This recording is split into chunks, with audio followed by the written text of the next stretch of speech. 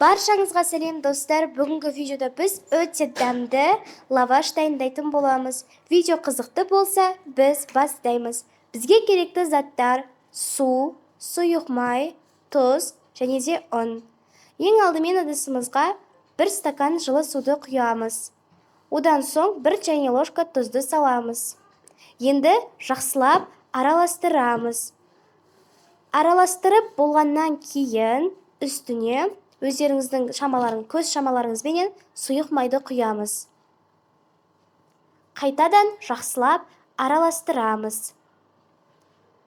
Араластырып болғаннан кейін үстіне ұнды салып, жұмсақ қамыр илейміз.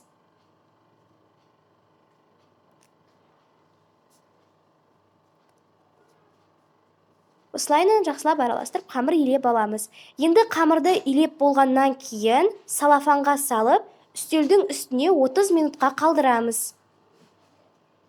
Июі қанып тұру үшін.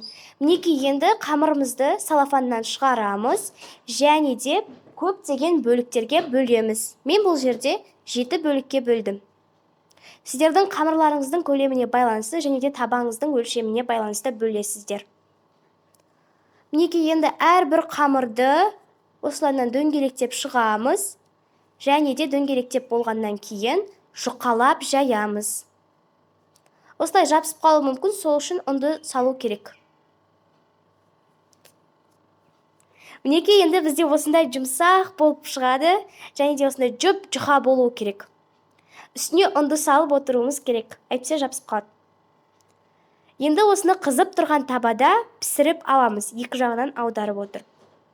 Мінекей, бізде табамызда осылайынан алып, және де менде піскендер осындай шариктер шығады, осылайынан жақсы болып шығу үшін екі жағынан аударып отырып жасау керек.